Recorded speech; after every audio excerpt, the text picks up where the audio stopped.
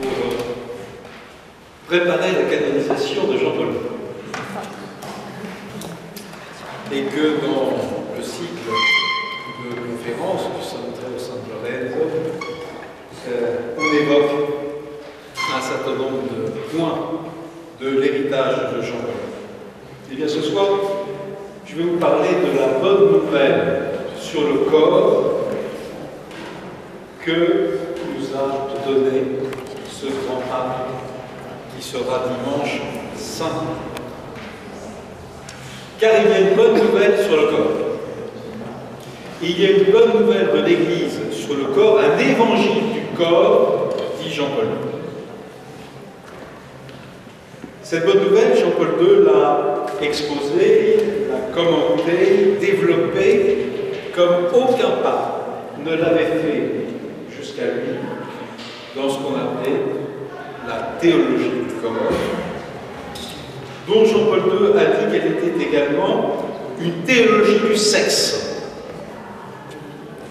Inutile de vous dire que lorsqu'il a utilisé cette expression, il y a eu quelques froncements de sourcils dans les rangs de la curie romaine. Ma che cosa può essere?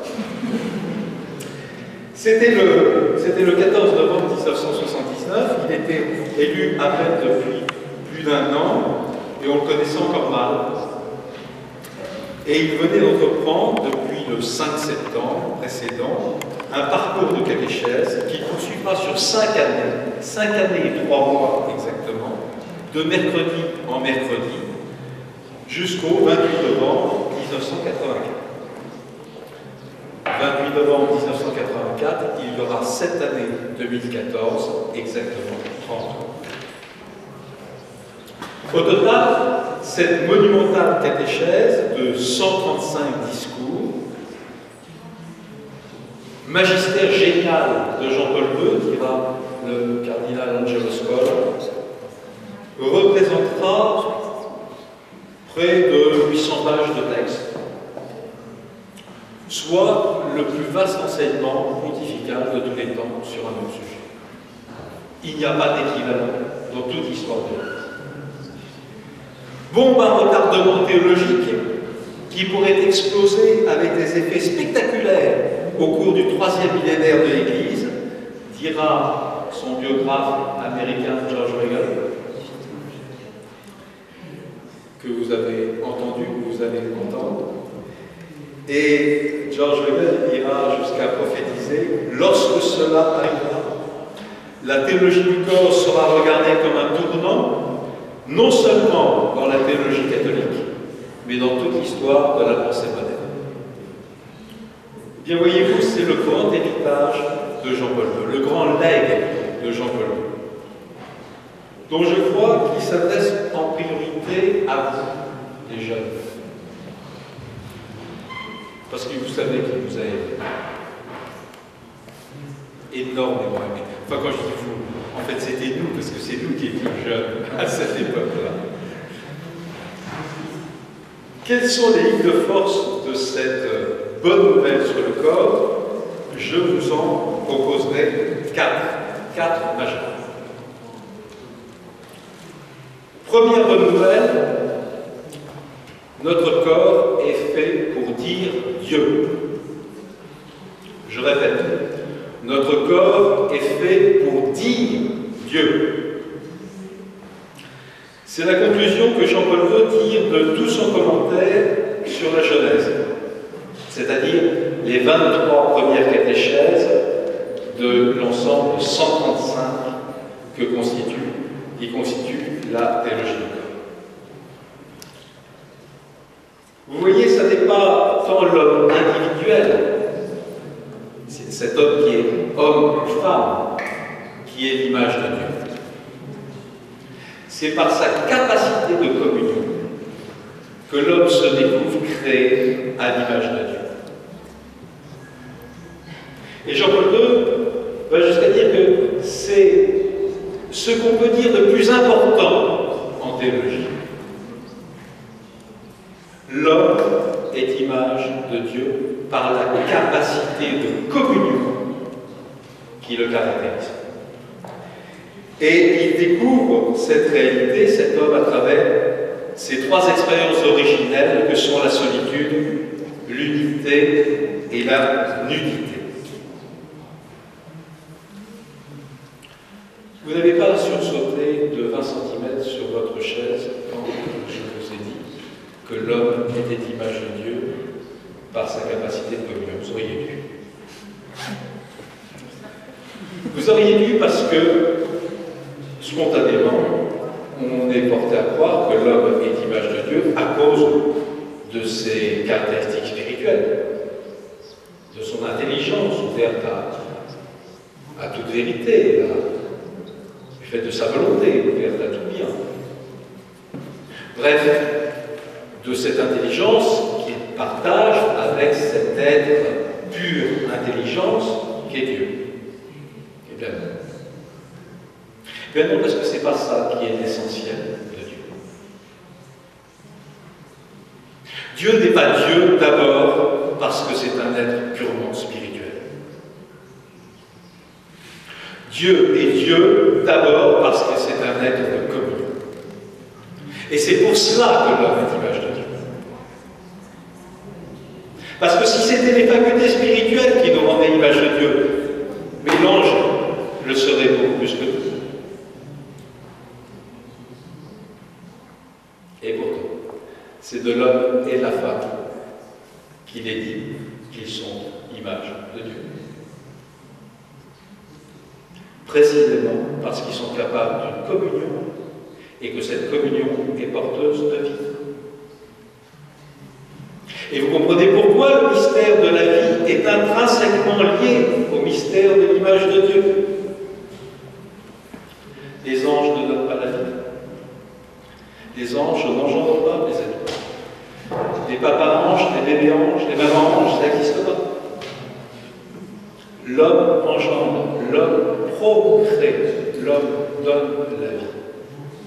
Et pour qu'il la donne, cette vie, de manière pleinement humaine, il faut que cette vie soit le fruit d'une réelle communion. Et cette communion, elle s'exprime à travers la communion des corps et elle la suppose. Et par conséquent, la sexualité est une chose foncièrement bonne dans le plan de Dieu.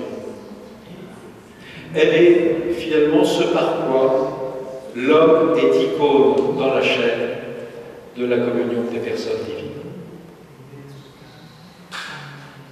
Et là, je cite Jean-Paul II, l'homme est devenu l'image et ressemblance de Dieu, nous dit Saint Père, par la communion des personnes que l'homme et la femme forment dès le début. En effet, dès l'origine, il est essentiellement image d'une insondable communion divine de personnes. Il conclut ceci, va peut-être jusqu'à constituer l'aspect théologique le plus profond de tout ce qui peut être dit sur l'homme. On ne peut pas dire quelque chose de plus fort sur l'homme. Et donc, cette dimension de communion qui est inscrite dans nos corps, si nous savions lire, si nous savions regarder, si nous savions comprendre notre corps, nous verrions que notre corps est fondamentalement marqué par le don, que notre corps crie le don, que notre corps hurle le don. Que tout dans le corps de la femme, que tout dans le corps de l'homme dit le don de l'homme pour la femme, le don de la femme pour l'homme. Et par conséquent, ce corps qui est destiné à exprimer cette communion par laquelle l'homme est l'image de Dieu, ce corps a une immense dignité. L'être humain, dit Jean-Paul II, apparaît dans le monde visible comme l'expression la plus haute du don divin parce qu'il tient en lui la dimension intérieure du don. Et avec elle, il apporte dans le monde sa ressemblance particulière à Dieu. Et là, il affirme quelque chose, je vous le dis comme philosophe, que aucune pensée dans toute l'histoire de l'humanité n'a affirmé, aucune pensée dans toute l'histoire de l'humanité n'a affirmé quelque chose d'aussi fort que ce que je vais vous dire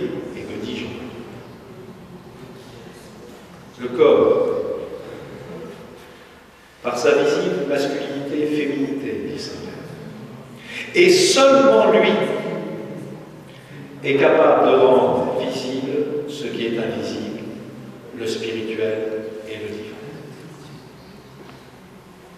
Il a été créé, ce corps, pour transférer dans la réalité visible du monde le mystère invisible, caché en Dieu de toute éternité, et en être le signe. Vous entendez? Il a été créé, ce corps, pour transférer dans la réalité visible du monde le mystère invisible, caché en Dieu de toute éternité, et en être ainsi le signe. C'est quoi le mystère caché en Dieu de toute éternité? Mais c'est le mystère du cœur trinitaire de Dieu. C'est le mystère du cœur d'amour de Dieu.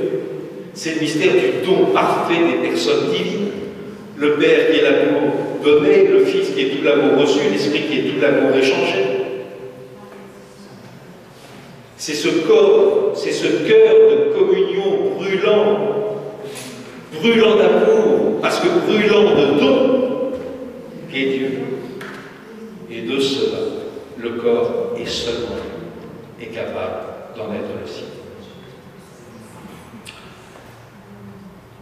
Donc, première bonne nouvelle, notre corps est appelé à dire Dieu. Ce que voulait Dieu en créant l'homme et la femme, c'est créer un corps qui le dise. Et qui le dise dans l'humilité, dans la simplicité, dans la pauvreté de la chair. Parce que ce qu'il y a de plus grand doit être dit par ce qu'il y a de plus petit, de plus faible. C'est ça ce qu'il y avait dans le cœur de Dieu. Et c'est cela que le père du mensonge n'a pas vu. Parce que lui revendiquait, en tant que plus haute créature spirituelle, d'être l'image de Dieu. Deuxième bonne nouvelle, notre corps est promis à la résurrection. Ah, c'est de bon ton de le rappeler dans ce temps pascal. Notre corps est promis à la résurrection. Et ça, nous l'oublions trop souvent. Nous sommes oublieux de ce que nous sommes faits ultimement pour ressusciter. Notre religion, le christianisme, n'est pas une religion de l'immortalité de l'âme. D'ailleurs, pour affirmer l'immortalité de l'âme, il n'y a pas besoin d'une religion, une bonne philosophie suffit amplement.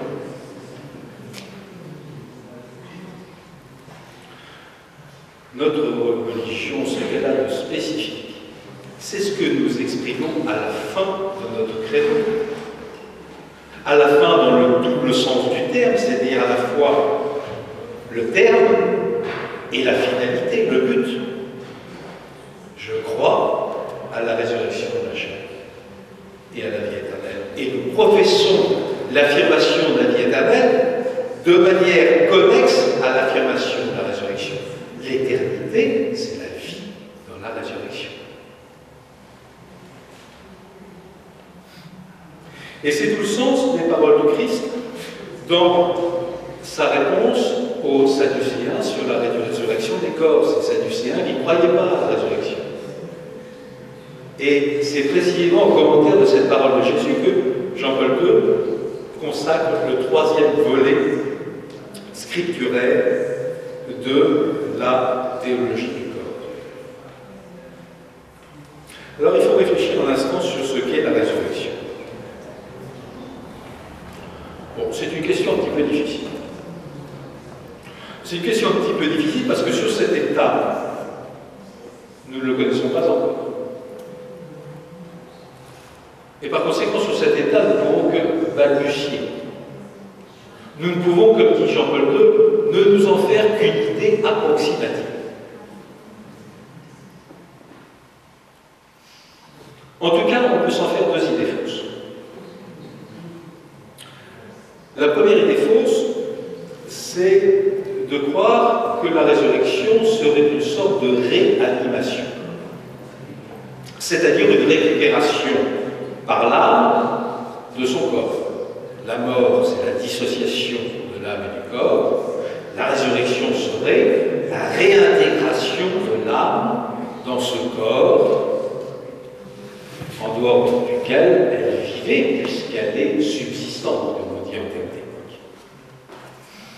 Et il est vrai que dans l'Évangile, dans l'Écriture, on utilise le mot résurrection pour qualifier un certain nombre de situations concrètes. La résurrection de la fille de Jaïr, la résurrection du fils de la veuve de Naïm, ou la résurrection de Lazare, sur laquelle nous avons médité un peu avant Pâques, la semaine sainte. Si vous prenez le cas de Lazare, Lazare il est bien mort. Il est tout à fait mort. Marthe, avec son bon gros sens, en atteste quand Jésus lui retirait la pierre. Elle lui dit, mais maître, il sent déjà. Yam fait tête, dit la Vulgate, discrètement à latin, il sent déjà. Il est vraiment mort. Et donc on a, avec Lazare, les effets de la mort, parce que le corps n'est plus informé par l'âme, il se décompose. Et singulièrement dans ces pays particulièrement chauds, il se décompose vite.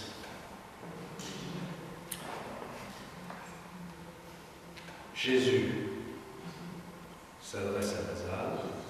Lazare vient de mort. Jésus demande que l'on le délie. Je ne sais pas comment il est sorti, peut-être à pieds joints, parce que c'est. Peut-être qu'il y avait quelque chose à dire. Jésus demande, mais déliez-le, donc il était attaché. Et après sa résurrection, Lazare reprend une vie normale. Lisez dans l'Évangile de Jean. Peu après, le récit de la résurrection de Lazare, on a le récit de l'onction à Béthanie. Marie baigne les pieds de Jésus d'un parfum d'ambre, il les essuie de ses cheveux. Lazare était là, précise le texte. Et donc il participe à un banquet, on peut dire, pour une vie parfaitement normale. Jusqu'au jour, peut-on imaginer, où Lazare est mort pour de bon, si j'ose dire, et où il attend, comme tous ceux qui sont morts, le jour de la résurrection, de la vraie résurrection.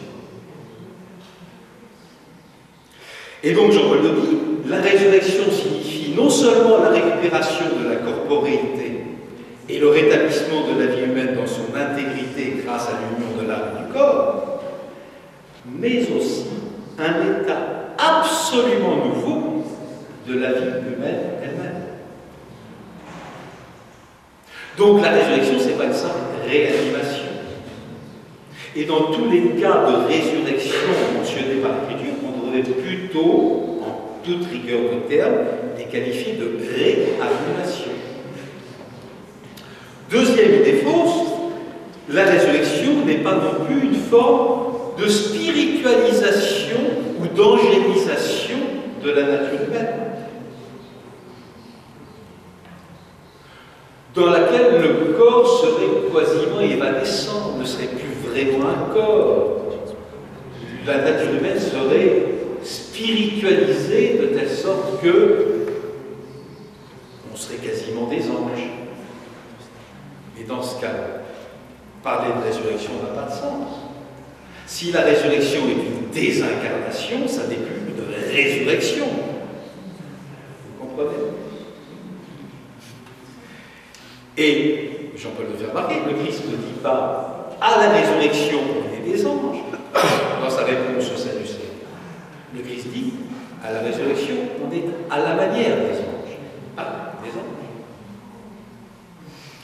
Il est évident, dit Jean-Paul II, qu'il ne s'agit pas ici de transformation de la nature humaine en nature angélique, c'est-à-dire purement spirituelle. Dans la résurrection, l'homme conservera sa propre nature humaine psychosomatique, souké, soma, esprit et corps. Et le pape conclut, s'il en avait autrement, parler de résurrection n'aurait pas de sens. Alors, la résurrection n'est pas une simple réanimation. La résurrection n'est pas une spiritualisation de la nature humaine. Qu'est-ce que c'est? Qu'est-ce que c'est cette résurrection que nous professons et sur laquelle l'Église, dans ce temps liturgique, appelle à ce que nous l'intériorisions? Eh bien, la résurrection, ce sera une autre manière pour l'âme d'animer le corps. Mais nous aurons un vrai corps. Un vrai corps, c'est un vrai corps masculin ou féminin, parce qu'un corps, il n'est pas masculin sans être masculin ou féminin. Il n'est pas un corps sans être masculin ou féminin. Et en plus, ça sera notre corps à nous. Ce corps-là, qui nous pose tellement de problèmes. Eh bien, mes amis, vous en avez pour l'éternité avec ce corps-là. Donc, il est temps de commencer à rêver.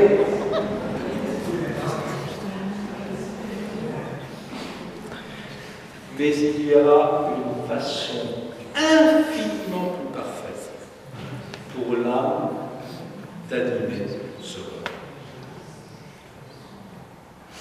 Et ça sera une expérience de l'union de l'âme et du corps beaucoup plus parfaite que celle dont nous pouvons faire l'expérience ici-bas, et même beaucoup plus parfaite que ce qu'elle était à l'origine, avant le péché originel. La résurrection, dit Jean-Paul II, se caractérisera par un autre système de force à l'intérieur de l'homme. La résurrection signifie une nouvelle soumission du corps à l'esprit, un parfait système de force dans les rapports mutuels entre ce qui dans l'homme est spirituel et ce qui dans l'homme est corporel. Alors oui, ça ne sera pas une forme de domination volontariste de l'esprit sur le corps. C'est-à-dire que ça ne sera pas le fruit d'un effort sur soi-même. Ce à quoi nous pouvons parvenir dans cette vie, c'est ce qu'on appelle l'ascèse. L'ascèse, c'est une manière de plier le corps aux exigences de l'esprit. Et c'est un vrai travail, c'est un véritable effort, ça demande du temps, mais c'est jamais gagné. Dans la résurrection, l'équilibre entre l'âme et le corps sera tranquille, harmonieux, serein, spontané. L'osmose entre l'esprit et le corps ne sera pas le fruit d'une lutte, mais sera le fruit d'une grâce. Et donc nous ne connaîtrons plus du tout cette opposition corps-esprit qui est notre lot dans la vie terrestre. Nous serons dans une totale osmose de notre esprit et de notre corps. Et pourquoi cela sera-t-il possible? Eh bien parce que c'est Dieu Trinité. Là, je mets de l'or. C'est Dieu Trinité qui sera la cause de l'unité de notre âme et de notre corps. Dieu Trinité d'amour, se donnera tellement à nous que l'union de l'âme et du corps ne résultera pas seulement de notre nature humaine, mais résultera de cette présence intérieure de Dieu en nous, en chacun de nous et en même temps en tous. La participation à la vie intérieure de Dieu, pénétration de ce qui est essentiellement humain par ce qui est essentiellement divin, dit Jean-Paul II, atteindra alors son sommet. Et donc, c'est l'intimité même avec la communion des personnes divines, dans le face-à-face de la vision béatifique, qui nous permettra cette totale unité intérieure.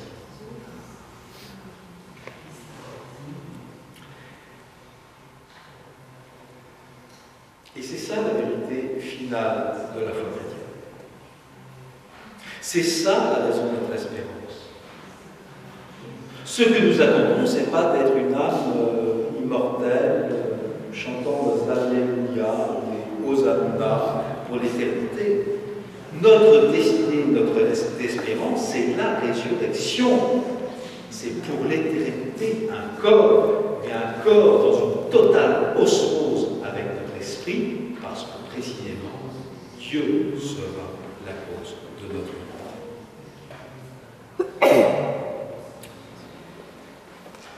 Eh bien, cette résurrection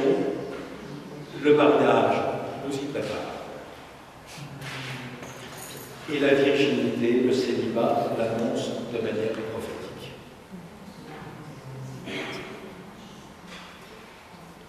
Le mariage, c'est l'expérience humaine privilégiée qui nous prépare au don plénier de Dieu Trinité dans l'éternité de la résurrection. C'est une sorte d'entraînement, le mariage. Un entraînement à la communion, très humble, très quotidien, parfois lassant, mais très efficace. Et le célibat, voulu ou consenti, ce qui est une manière de le voir, le célibat voulu ou consenti anticipe dès maintenant, par une réponse à un appel charismatique, réservé à quelques-uns, un appel exceptionnel, dit Jean-Paul II, ne s'est pas donné à tout le monde. La vocation du chrétien modèle de base, c'est le mariage. Et il y a certains qui sont appelés à une vocation charismatique exceptionnelle. C'est ceux qui ont vocation d'annoncer de manière prophétique ce qui existera dans la résurrection. Et de signifier à ceux qui sont sur la voie de la préparation à cette résurrection par le canal normal qui est celui du mariage, de l'annoncer comme étant la destinée finale, comme étant ce à quoi est ordonné le mariage. Et donc si le mariage prépare au royaume, la virginité l'annonce de manière prophétique. Il n'y a donc qu'une seule vocation de la personne. C'est ce que nous montre Jean-Paul II. Il n'y a qu'une seule vocation de la personne. C'est la vocation au don de soi, la vocation sponsale qui s'exprime par le corps. Mais cette vocation sponsale peut prendre deux formes. La vocation sponsale conjugale dans le mariage, la vocation sponsale virginale dans le célibat. Qui lui était capable de se réaliser par lui-même mieux que ce que lui proposait Dieu. Et donc, depuis le péché des origines, nous savons plus clairement qui nous sommes, ni pourquoi nous sommes. Nous ne savons plus pourquoi nous avons un corps, et nous ne savons plus pourquoi ce corps est sexué. Et par conséquent, cette sexualité, nous l'employons mal. D'abord parce que nous la comprenons mal. C'est ce qu'exprime le texte de la Genèse. Alors leurs yeux s'ouvrirent, dit le texte juste après le récit du péché des origines. Alors leurs yeux s'ouvrirent, ils connurent qu'ils étaient nus, ils cousirent des feuilles de figuier et s'en firent des palmes. Autrement dit, la première réaction de l'homme et de la femme après le péché des origines, c'est de dérober au regard de l'autre les signes de la visible masculinité et féminité, précisément parce que ces signes, on ne les comprend plus, et qu'on ne les voit plus que dans une certaine similitude avec la sexualité animale, ce qui est abject, ce qui est indécent, ce qui est honteux. Par conséquent, on cache. On cache parce que c'est insupportable.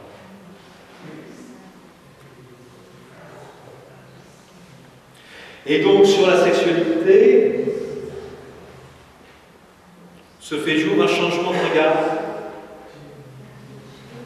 Or, ils étaient nus, l'homme et la femme, et n'avaient pas de honte l'un devant l'autre, dit le texte de la Genèse, avant le péché, pour conclure le récit de la création.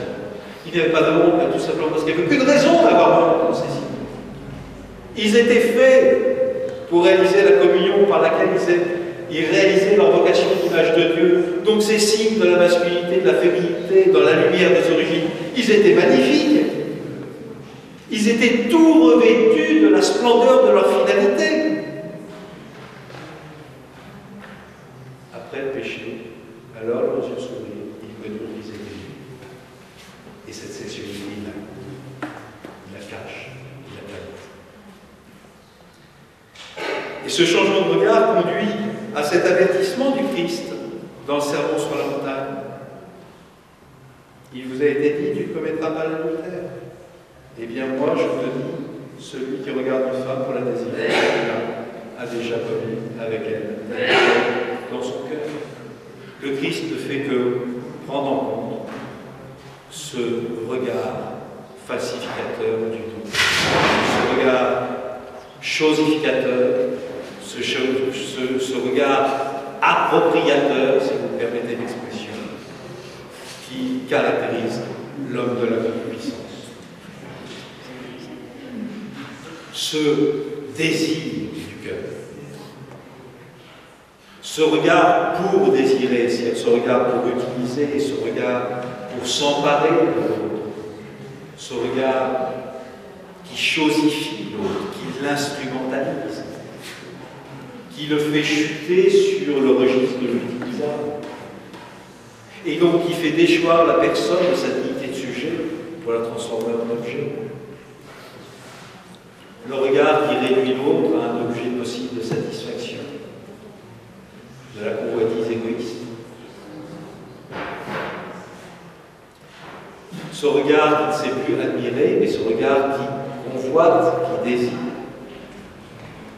Ce regard prédateur, caractéristique plutôt de la psychologie masculine, ou ce regard séducteur, plutôt caractéristique de la psychologie féminine, encore que. Mais dans les deux cas, ce regard captateur, ce regard qui prend, là où devrait présider le respect inconditionnel de la liberté du don.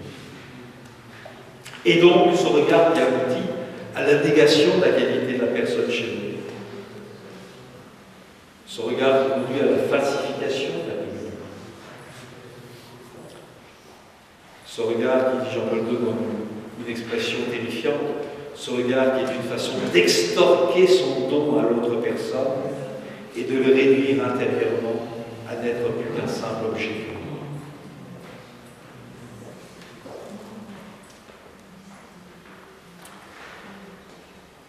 Alors le Christ va très loin, car le Christ ne dit pas celui qui regarde une femme en général. Plus exactement, il ne dit pas celui qui regarde une femme qui n'est pas la sienne, mais celui qui regarde une femme. Et donc cette femme, ce peut être la propre épouse légitime, dit Jean-Paul II, toute rigueur de terme. De telle sorte que l'on peut être adultère dans le cœur avec sa propre épouse, si on la considère simplement comme un objet d'assouvissement de ses instincts, de ses besoins sexuels. Donc, paradoxe extraordinaire, on peut être adultère avec son épouse légitime, oui. Parce que précisément l'adultère, c'est ce qui qualifie l'attitude du cœur. L'attitude qui prend, qui cherche à utiliser, à prendre possession de l'autre, à s'emparer de l'autre, plutôt que de le respecter dans la liberté de son don. Autrement dit, il ne suffit pas d'être libre extérieurement. Et le problème, c'est que quand l'homme prend conscience de ces désordres en lui, et nous ne racontons pas d'histoire, nous sommes tous blessés, c'est-à-dire, c'est notre lot à tous et à toutes. Et cette blessure, elle existe chez tous, même chez les plus grands saints.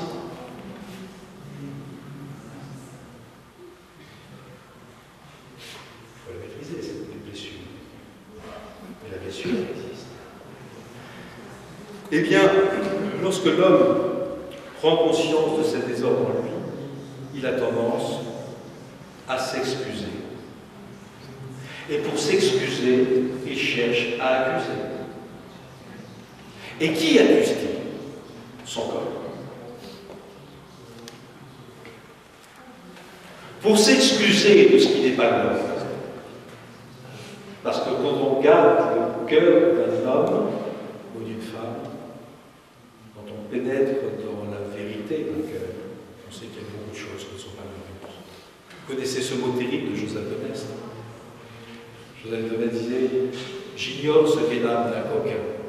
Alors traduisez. J'ignore ce qu'est l'âme d'un violeur, j'ignore ce qu'est l'âme d'un pédophile, j'ignore ce qu'est l'âme d'un... Allez-y, mettez toutes les horreurs. J'ignore ce qu'est l'âme d'un coquin. Mais je sais ce que c'est que l'âme d'un honnête homme. Parlez-lui dessus. Il disait, et cette affaire frémit. J'ignore ce qu'est l'âme d'un coquin, mais je sais ce qu'est l'âme d'un honnête homme. Et cette affaire frémit. Donc si nous gardions en vérité l'état de notre cœur, nous devrions faire au minimum. Et donc, réaction, il faut trouver un coupable. Il faut s'excuser de cela. Et pour s'excuser, on accuse. On accuse qui? Le corps. Mais voyez ce qu'on est en train de faire. Quand on dit, mais c'est pas moi, c'est lui, le corps. Remarquez, c'est ce qu'on dit. J'y peux rien, c'est ma libido. Je peux rien, je suis fait comme ça. Mon hérédité, dans la famille, on est tous des hommes à femmes, qu'est-ce que je fasse? C'est pas de ma faute, c'est à cause de mon hérédité, c'est à cause de ma libido, c'est à cause de mes pulsions, c'est à cause de mon corps. C'est lui qui parle. Mais ce faisant, mes amis, qu'est-ce qu'on fait? Pour accuser, il faut désigner. Et donc, d'une certaine manière, je dis mon corps, ça n'est pas moi. Ce n'est pas moi puisque je l'accuse. Et pour l'accuser, il faut que ce ne soit pas moi. Et par conséquent, vous voyez, ce qui est extraordinaire dans le résultat du péché, c'est que ça finit par conduire l'homme à nier ce qu'il y avait de plus divin en lui, à savoir son corps, qui avait pour vocation, qui a toujours pour vocation de dire Dieu. Ce n'est pas le corps qui est mauvais, mes amis, c'est le cœur de l'homme qui est blessé. Et donc c'est ce cœur qui doit être examiné, et non pas le corps accusé. Les fautes sexuelles, elles existent, et elles sont graves. Il faut entendre le rappeler. Pourquoi est-ce qu'elles sont graves? Ça continue ce que je dis tout à l'heure. Si la vocation du corps, dans le plan de Dieu, est de dire Dieu, mais toutes les fautes sexuelles sont des manières de blasphème, sont des manières de défigurer l'image de Dieu. Que voulez-vous que je lui fasse? C'est grave, ça. Elles sont graves, mais c'est celles qui sont le plus immensément miséricordieuses. Elles sont graves, mais c'est celles qui sont le plus immensément miséricordieuses. Et elles sont objectivement graves. Et donc les fautes de nature sexuelle, ce ne sont pas des fautes du corps, ce sont des fautes contre le corps, contre sa vocation au don, contre sa dignité. Et donc, on tient à la source, avec cette accusation de corps, de toutes les doctrines qui méprisent le corps, de toutes les formes de manichéisme. Et il y en a eu dans l'histoire. Ancratisme, jansénisme, cathérisme, puritanisme. Tout cela, ce sont des hérésies chrétiennes. Ce sont des hérésies. On ne peut pas mépriser le corps et être chrétien. C'est pas possible. Notre religion, elle est fondée sur l'incarnation du Verbe de Dieu, sur le Verbe de Dieu fait chair. Comment voulez-vous que nous puissions oser mépriser le corps, ni tenir le corps en soupçon? En revanche, c'est le cœur qui doit être examiné, bien sûr. Et donc, contre ces doctrines manichéennes, là, Jean-Paul II se fâche. Il se fâche. Et il a raison de se fâcher. Pourquoi se fâche-t-il? Mais tout simplement parce que c'est très exactement ce qui est contradictoire avec la foi chrétienne. Alors que pour la mentalité manichéenne, dit-il, le corps et la sexualité constituent des antivaleurs. Pour le christianisme, par contre, le corps et la sexualité restent toujours des valeurs insuffisamment appréciées.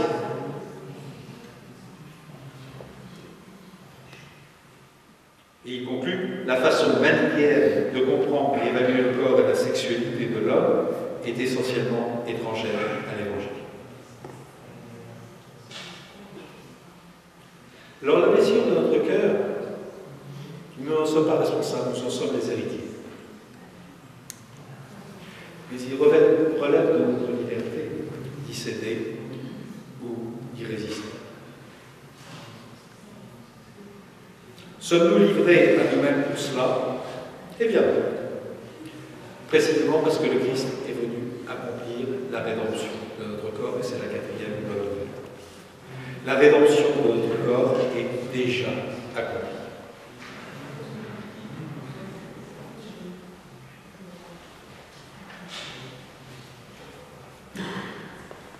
Dans l'attente de la résurrection, qui est notre espérance et notre destinée finale, le Christ ne cesse de former son corps et l'Église, c'est-à-dire de tous, par son don sponsal, son don d'époux, son don eucharistique. Voyez-vous, le Christ est le parfait époux. Il n'y a qu'un seul. Il n'y a qu'un seul époux qui réalise la plénitude de ce que c'est un époux, c'est Christ. Pourquoi? Parce qu'il est le modèle du don de soi. Et qu'être époux, c'est être heureux. Et donc le Christ est le parfait modèle de l'époux, tant pour les époux dans le mariage que pour les personnes consacrées qui sont appelées également à se donner totalement. Et c'est le texte de l'Épître aux Éphésiens qui nous révèle la nature sponsale. Sponsale, ça vient de sponsus en latin, qui veut dire l'époux. La nature sponsale des relations du Christ et de l'Église.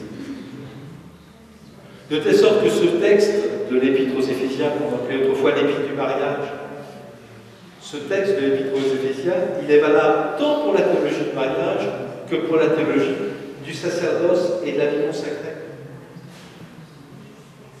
Et c'est ce que dit Jean-Paul II. Le mariage, dit-il, ne correspond à la vocation des chrétiens que si il reflète l'amour que le Christ époux donne à l'Église son épouse, et que l'Église s'efforce de redonner au Christ en retour du ciel.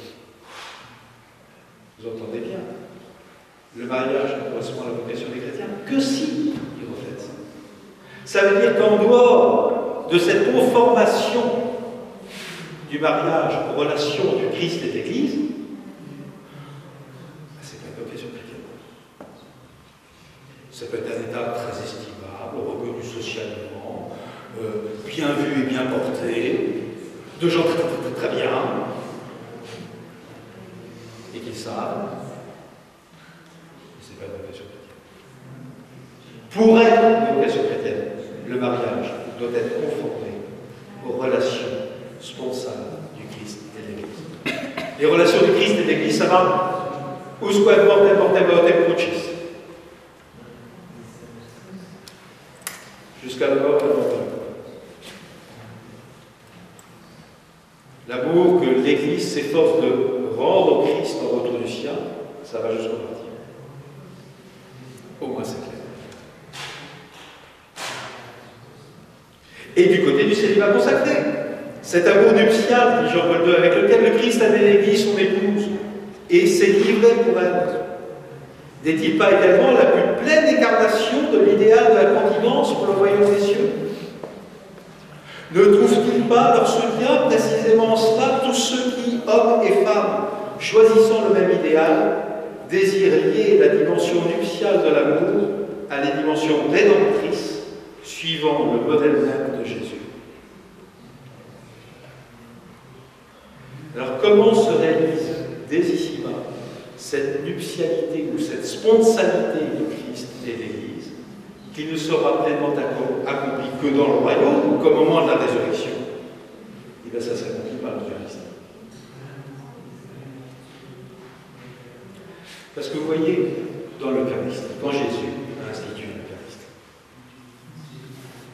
Jésus n'a fait rien d'autre en instituant l'Eucharistie, en disant ceci est mon corps, ceci est mon sang, donné pour vous. Il n'a rien fait d'autre que de consentir à ses noces avec l'Église. Quand le Christ dit ceci est mon corps livré pour vous, il a accompli un acte de nature sponsale, analogue à celui que posent les époux lorsqu'ils se donnent l'un à l'autre dans le consentement du sacrement de mariage. Mais la donation du Christ, elle est totale, elle est parfaite. Comment voulez-vous qu'on se donne davantage qu'en se faisant de nourriture. Voyez bien, réfléchissez à ce que c'est qu'un aliment.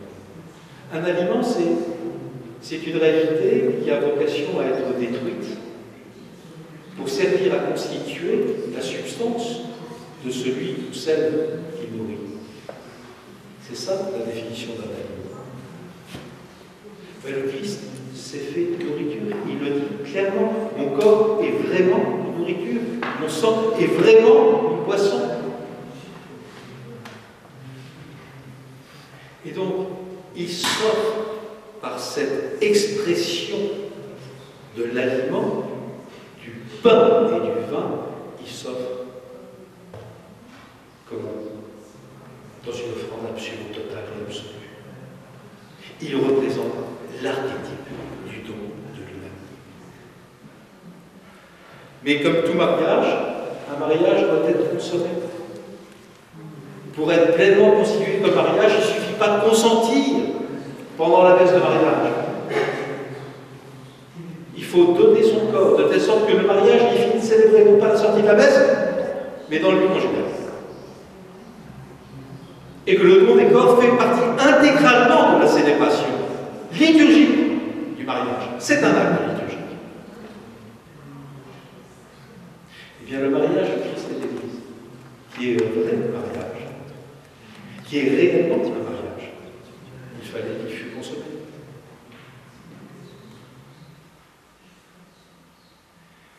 Le lieu de cette consommation, c'est dans Saint Jean que nous le trouvons exprimé.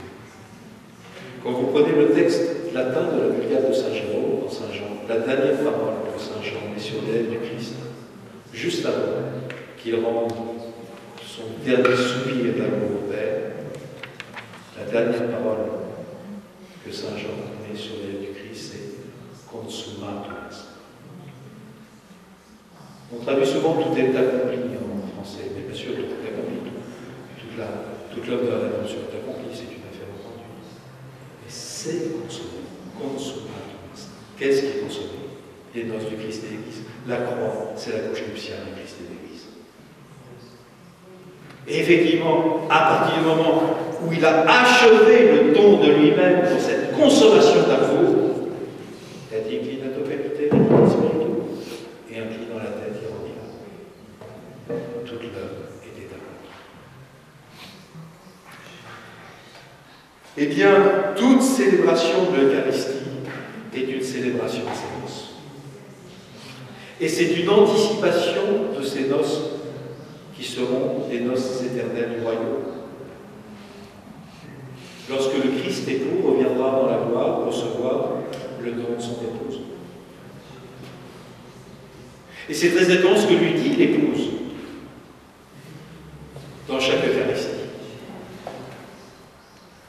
Juste après la consécration, ceci est mon corps, ceci est mon sang donné pour vous, l'Église revient. Viens Seigneur Jésus, nous attendons ta mort, nous proclamons ta résurrection, nous attendons ta venue dans la gloire. Viens Seigneur Jésus, viens époux de l'épouse.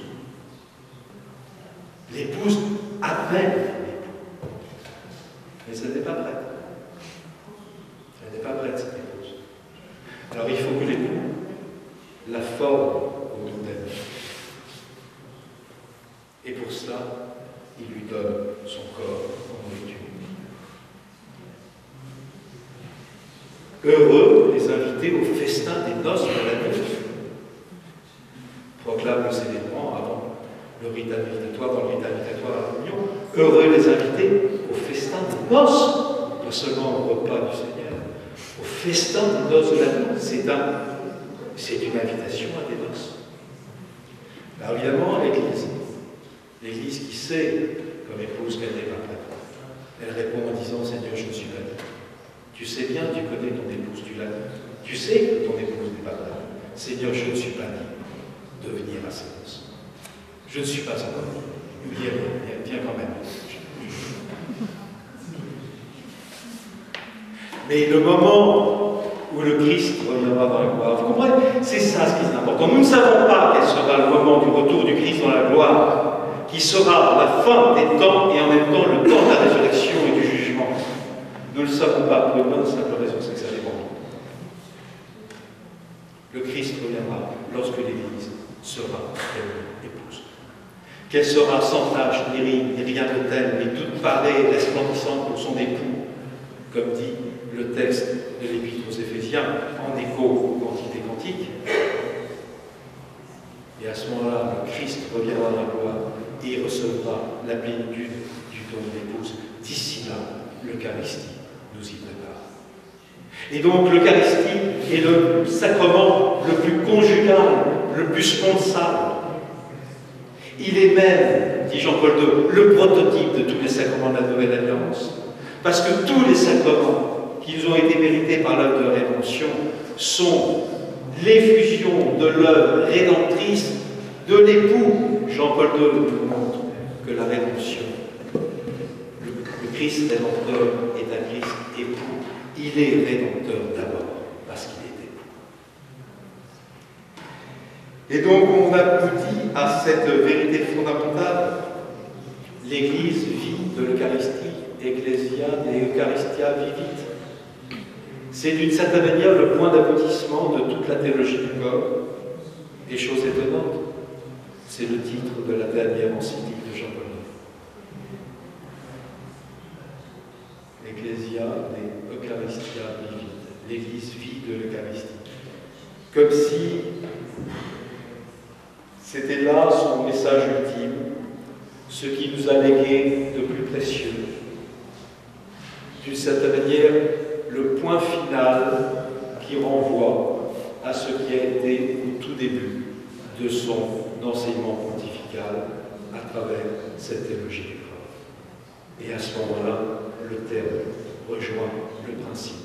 Son œuvre était achevée. Il n'avait plus qu'à se rendre au Père. Voilà le trésor de la théologie du corps de Jean-Paul II, mes amis.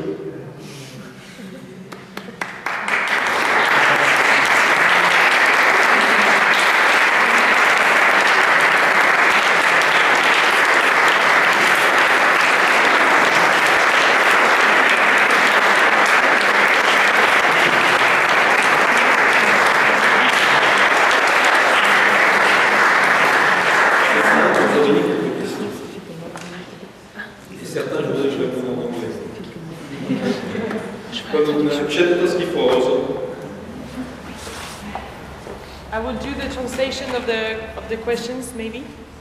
If there is any questions on in French. In italiano? In italiano? Just wait, so I will translate the questions in French, no, in Italian, in French, but for the question in French, the translators will translate it. Huh? Yeah. I will just say out loud the question. Alors, quel est l'état de l'esprit dans l'attente de la résurrection? Après la mort, quel est l'état de l'esprit dans l'attente de la résurrection? Donc la question c'est quel est l'état de l'esprit? Quel est l'état de l'esprit? Clément, tu peux la répéter? Moi j'entends. Je vais dire. Quel est l'état de l'esprit après la mort dans l'attente de la résurrection? Quel est l'état de l'esprit dans la mort? Non, après la mort, dans l'attente de la résurrection. En termes techniques, on dit, alors c'est pas de l'esprit, c'est de l'âme. De l'âme, ça dit plus que l'esprit. L'esprit, ça dit pas nécessairement ayant vocation à animer un corps. L'âme humaine, quand on dit âme, anima, donc elle a vocation d'animer le corps. Donc on parlait de l'âme. L'âme humaine, elle est, comme on dit, subsistante. Mais, bon ça c'est pas dans Jean-Paul II, vous le trouvez déjà dans Saint Thomas d'Aquin, elle souffre d'une certaine incomplétude. Thomas n'est pas tellement heureuse. Notre bonheur, notre félicité, c'est dans la résurrection. Alors, il y a une certaine félicité dans la mesure où elle a une certaine vision de Dieu. Pas complète. Mais oui, parce que la vision béatifique, elle exige le corps, mes amis. C'est une vraie vision, la vision béatifique. Et donc, il faut un corps pour bien pouvoir. Ça va? Donc, elle a une certaine vision de Dieu. Elle a un certain bonheur, mais elle souffre d'une incomplétude ontologique, parce que cette âme même, elle est faite pour former un corps. Et tant qu'elle n'a pas de corps, elle n'est pas très à l'aise. Voilà. Ça va? Donc, ça, c'est la théologie traditionnelle de l'Église. Elle est suffisante, on est dans un état d'incomplétude ontologique.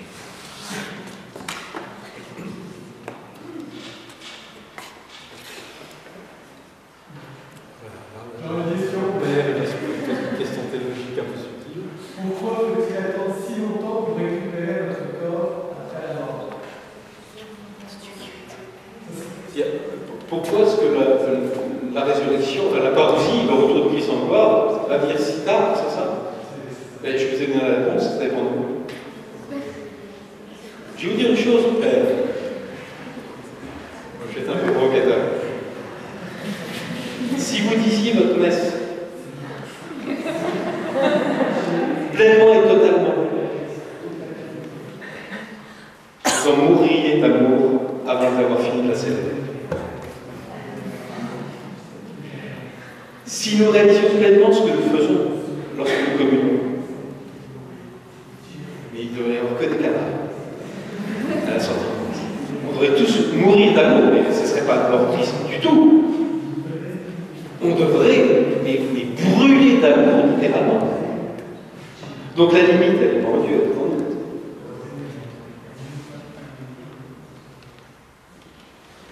Mais l'éternité, ça sera une Eucharistie éternelle.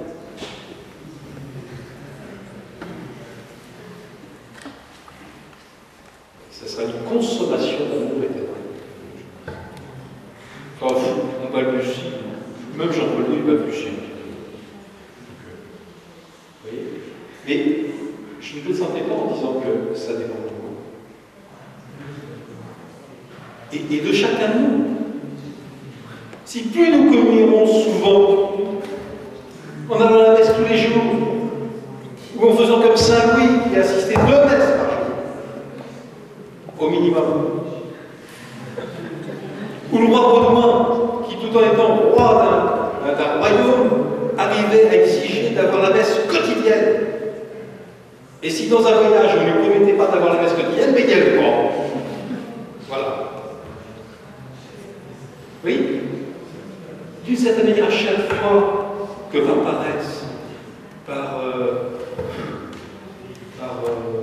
négligence, nous négligeons précisément de contribuer à la constitution de l'épouse comme épouse, notamment un petit peu le temps de la résurrection. Et à chaque fois que nous communions de manière fervente, totale, et bien nous contribuons un peu à ce que ça se produise un peu plus tôt. Et vous voyez que comme ça, moi j'ai trouvé la réponse à cette question. Quand les disciples posent la question à Jésus, quand vas-tu venir établir le royaume? On dit quand vas-tu revenir dans la loi? Jésus dit, personne ne le sait, le Fils ne le sait pas. Je dis, mais pourquoi c'est bizarre? Et puis pour une simple raison, c'est que ça montre que ça dépend de notre liberté. Ça dépend de notre liberté. Et comme une liberté n'est pas prévisible, puis on ne peut pas prévoir ça.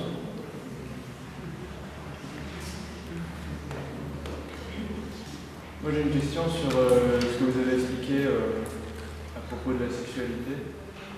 Vous avez aussi parlé des différents états de vie, les personnes qui sont dans la vie consacrée et les personnes qui sont dans le mariage. Donc vous avez expliqué que la sexualité doit être vue comme le don total de la personne et que donc dans le cadre du mariage on peut accéder à la perfection chrétienne dans cet acte que vous avez qualifié de liturgique, mais tout de même le Christ dont vous avez parlé comme étant l'époux parfait ne s'est pas marié, il n'a pas consommé le mariage de son vivant. Et c'est le cas aussi pour les personnes qui prononcent un vœu de chasteté. Donc pourquoi finalement, si on peut atteindre la perfection chrétienne dans la sexualité, pourquoi faire en quelque sorte ce sacrifice? Est-ce que c'est pour se donner plus aux autres et à tous? Et alors à ce moment-là, ça signifierait qu'on ne pourrait pas se donner vraiment à tous dans le cadre du mariage. Et je sais qu'il y a une tradition de pensée qui veut que les personnes qui prononcent un vœu de chasteté font en quelque sorte un sacrifice, renoncent à une sorte de plaisir qui leur permettrait alors d'avoir un gain spirituel, mais je soupçonne que la théologie du corps de Jean-Paul II permet justement de dépasser cette vision-là, donc c'est une question de clarification. Bon, il y a beaucoup de choses dans les questions, mais c'était les rapports entre le don dans le mariage et le don dans le célibat. Est-ce que dans le célibat, on renonce au don sexuel? Est-ce qu'il n'y a pas finalement une forme de frustration ou d'incomplétude? Et est-ce que dans le don de soi à tous, ça veut dire que lorsque on est marié, on ne peut pas se donner à tous? En gros, c'est ça. Oui, bien. Le Christ, si vous avez compris un petit peu ce que je l'ai dit, qu'il est la perfection de l'époux. Vous ne pouvez pas être l'époux d'une seule femme. Il est époux de l'humanité. Il est époux de l'Église qui a vocation à s'étendre aux limites de l'humanité. Et remarquez bien, c'est comme ça qu'il faut comprendre le célibat sacerdotal. Le célibat sacerdotal, ce n'est pas une sorte de diktat qui vous tomberait dessus. Ah, je suis attiré par la vocation sacerdotale, j'aimerais bien être prêtre, et paf, le célibat. On vous balance le célibat comme une espèce de... Non. Dans l'Église catholique, c'est l'Église qui appelle au sacerdoce. C'est l'Église qui appelle au sacerdoce. Des hommes dont la vocation au célibat a été au préalable confirmée. Donc la vocation au célibat précède la vocation au sacerdoce. Elle la précède dans sa définition, pas nécessairement chronologique. Ça peut être simultané. Et voyez bien, le célibat de prêtre, c'est quoi? C'est un célibat de conformation au Christ. C'est pas parce que le prêtre est célibataire qu'il n'est pas époux. Bien au contraire. C'est parce qu'il est totalement époux qu'il est célibataire. C'est parce que, étant conformé au Christ par son sacrement de l'ordre, qui le rend autre Christ, arte Christus, et bien que, comme le Christ, il épouse l'Église. Et donc, vous voyez, le prêtre, quand il célèbre sa messe, il dit « Ceci est mon corps, ceci est mon sang livré pour vous ». Il ne fait pas seulement que répéter les paroles du Christ. Il dit aussi « Ceci est mon corps de prêtre, ceci est mon sang de prêtre, c'est ma vie de prêtre, donnée pour l'épouse qui est devant elle. » Le prêtre, il est donné, comme un époux est donné à son épouse, en étant donné à l'Église. Et voyez bien que c'est ça, c'est la seule raison pour laquelle il est justifié qu'on appelle nos prêtres pères. C'est parce qu'ils sont époux. Parce qu'on ne peut être père que si on est époux. Sinon, on n'est qu'un géniteur. On n'est pas un père. Vous comprenez ce que je veux dire? Et par conséquent, nous avons raison d'appeler nos prêtres pères, parce qu'ils sont époux. Ils sont époux de l'Église dont nous sommes une des composantes. Donc vous voyez, ce n'est pas un diktat, le célibat sacerdotal. C'est d'une logique parfaite et totale. Le prêtre est donné à l'Église. Et donc toute vocation au célibat masculine, toute vocation masculine au célibat, et dans cette ligne du don du Christ à l'Église. Elle atteint sa perfection dans le prêtre, et même elle n'atteint sa perfection totale que dans l'évêque.